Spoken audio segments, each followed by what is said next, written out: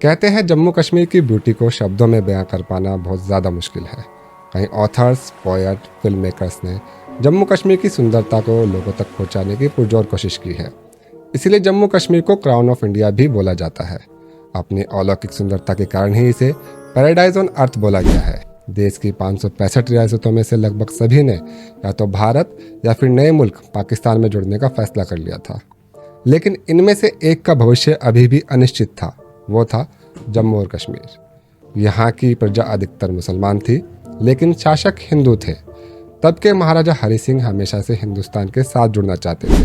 केंद्र सरकार की तरफ से गृह मंत्री अमित शाह जी 5 अगस्त 2019 के जम्मू कश्मीर पुनर्गठन अधिनियम विधेयक को राज्यसभा में पेश करते हैं। इसमें जम्मू कश्मीर को 2 केंद्र शासित प्रदेशों जम्मू कश्मीर और लद्दाख में बांट दिया जाता है। राज्यसभा में ये उसी दिन पारित करा लिया जाता है।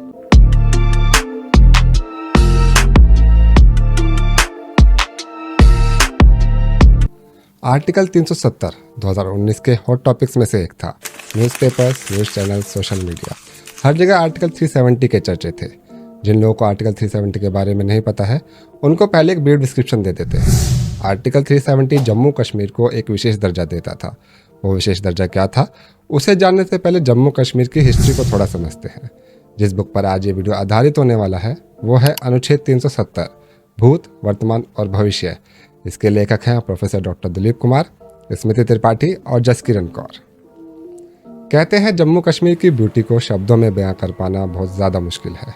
कई ऑथर्स, पोएट, फिल्म मेकर्स ने जम्मू कश्मीर की सुंदरता को लोगों तक पहुंचाने की पुरजोर कोशिश की है। इसीलिए जम्मू कश्मीर को क्राउन ऑफ इंडिया भी बोला जाता है। अपनी अलौकिक सुंदरता के कारण ही इसे पैराडाइज ऑन अर्थ बोला गया है। इसी खूबसूरती के कारण कई राजा महाराजाओं ने इस पर राज करने की कोशिश की है। हालांकि इतिहास तो बहुत पुराना है, परंतु हम सन 1800 के आसपास से शुरुआत करते हैं। 1817-1818 के अराउंड महाराजा रंजीत सिंह ने मुल्तान पर कब्जा किया, जो हाल फिलहाल पाकिस्तान में है। और 1819 में महाराजा रंजीत सिंह की आर्मी ने कश्मीर वैली पर अपना दबदबा बनाया। उसी साल डोगरा जनरल गुलाब सिंह को महाराजा रंजीत सिंह जी ने जम्मू राज्य का राजा बनाया। महाराजा रंजीत सिंह की मृत्यु हुई 1839 में। उनके बाद उनके बेटे महाराजा खड़क सिंह राजगद्दी पर बैठते हैं, लेकिन उनकी भी मृत्यु हो जाती है। उनके बाद उनके दूसरे बेटे राजगद्दी पर बैठते हैं, महाराजा शेर सिंह। उनकी भी मृत्यु हो जाती है। उनके बाद पोता नौनिहाल सिंह, उनकी हत्या करा दी जाती है। और इतना सब कुछ घटता है मात्र 3 से 4 साल के अंदर अंदर। अल्टीमेटली 1843 में महाराजा दलीप सिंह, जो कि उस वक्त मात्र 4 साल के थे, उनको राज्यभार दिया जाता है।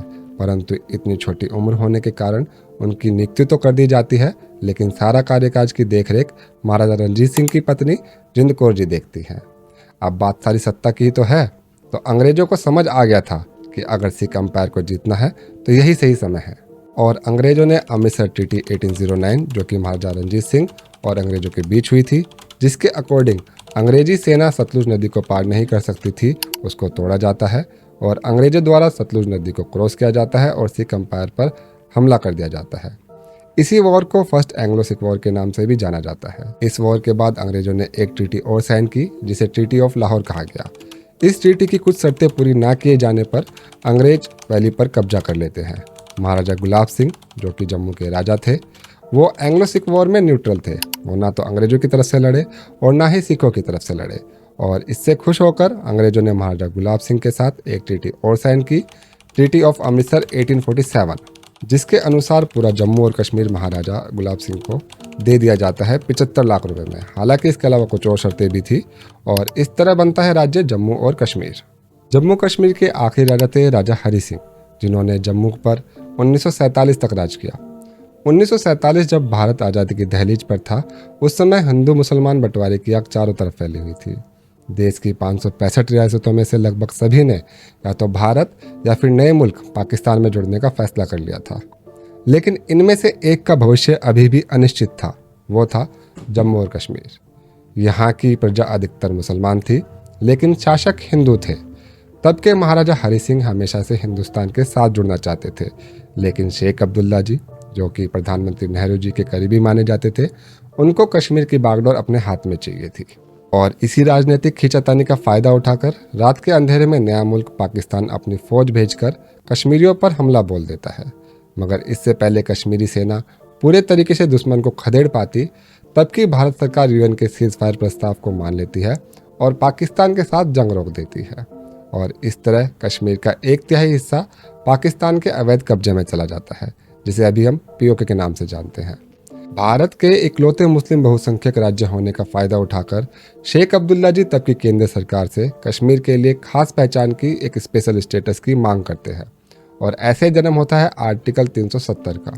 इसके अंतर्गत एक अलग विधान, अलग प्रधान और अलग निशान को स्वीकार कर लिया जाता है। इस ताकत का फायदा उठाकर कुछ कश्मीरी सेपरेटिस्ट पाकिस्तानियों और आतंकवादियों ने 90 के दशक से भारत को तोड़ने के लिए कई पैतरे आजमाए। जंग, जिहाद, यहाँ तक कि कश्मीरी पंडितों का कत्ले आम और वादी से उनका निष्कासन।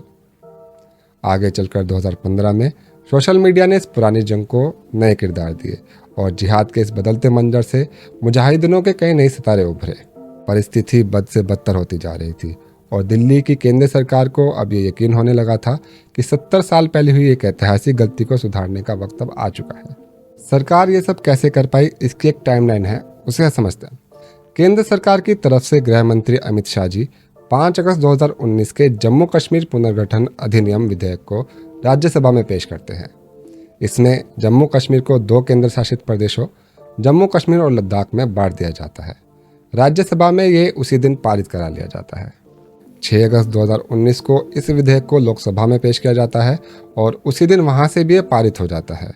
9 अगस्त 2019 को इसे राष्ट्रपति की मंजूरी मिल जाती है, जिसके बाद जम्मू कश्मीर का विशेष राज्य का दर्जा हटा दिया जाता है और आर्टिकल 370 के सिर्फ एक क्लोज को छोड़कर बाकी सारे क्लोज खत्म कर दिए जाते हैं।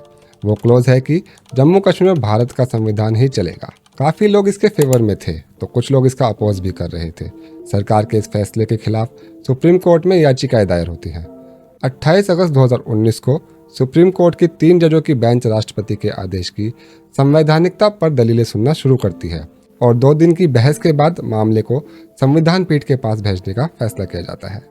मार्च 2020 को 5 जजों की संविधान पीठ शाह फैजल बनाम केंद्र सरकार मामले में कोर्ट केंद्र सरकार के फैसले की संवैधानिकता को चुनौती देने वाली याचिकाओं को 7 जजों की बड़ी संविधान पीठ के पास भेजने से इनकार कर देती है। 3 जुलाई 2023 को आर्टिकल 370 हटाने के फैसले पर सुनवाई के लिए सुप्रीम कोर्ट नई संविधान बेंच का गठन किया जाता है। इसकी अध्यक्षता मुख्य न्यायाधीश जी.वाई. चंद्रचूड़ कर रहे थे। बेंच में justice S K. Kaul, justice B R. Gavai, justice Suryakant और जस्टिस संजीव खन्ना भी शामिल होते हैं। 11 जुलाई 2023 को केंद्र सरकार और याचिकाकर्ताओं की तरफ से पेश होने वाले वकील मुख्य न्यायाधीश के कोर्ट में इकट्ठा होते हैं, जिसके बाद बेंच 2 अगस्त 2023 से इस मामले पर नियमित सुनवाई करने को कहती है, जिससे चीजें थोड़ी फास्ट फॉरवर्ड हो सके। एक याचिकाकर्ता इस दौरान अपनी याचिका वापस भी ले लेते हैं। 2 अगस्त 2023 से आर्टिकल 370 के मुद्दे पर सुप्रीम कोर्ट में नियमित सुनवाई शुरू हो जाती है, जो कि 5 सितंबर 2023 तक चलती है। 5 सितंबर को सुप्रीम कोर्ट सुनवाई के बाद अपना फैसला सुरक्षित रख लेता है। अब 96 दिन के बाद यानी 11 दिसंबर 2023 को सुप्रीम कोर्ट अपना फैसला सुनाता है, जिसमें सुप्रीम कोर्ट केंद्र सरकार के जम्मू कश्मीर से आर्टिकल 370 हटाने के फैसले को वैध मान लेता है। सुप्रीम कोर्ट ये भी कहता है कि अनुच्छेद 370 अस्थायी था और यह जम्मू कश्मीर की तब की विशेष परिस्थितियों में अस्थायी तौर पर लागू किया गया था। सुप्रीम कोर्ट अपने फैसले में यह भी कहता है कि केंद्र ने जम्मू कश्मीर को राज्य का दर्जा देने को लेकर प्रस्तुतिकरण दिया है। उसके मुताबिक निर्देश दिया जाता है कि जल्द से जल्द जम्मू कश्मीर को राज्य का दर्जा दिया जाए। साथ ही सुप्रीम कोर्ट चुनाव आयोग को भी निर्देश देता है कि 30 सितंबर 2024 तक राज्य में विधानसभा चुनाव कराया जाए। तो ये थी आर्टिकल 370 पर एक ब्रीफ वीडियो। आर्टिकल 370 और इसके एब्रोगेशन के बारे में इस बुक में डिटेल में दिया गया है। मुझे आशा है कि ये वीडियो आपको पसंद आया होगा। इस वीडियो को लाइक करें, फ्रेंड्स एंड फैमिली के साथ शेयर करें और हमारे चैनल को सब्सक्राइब करना ना भूलें। Book summaries, reviews and author interviews के लिए हमसे ज़रूर जुड़े। मिलेंगे एक नए वीडियो के साथ। जय हिंद, जय भारत।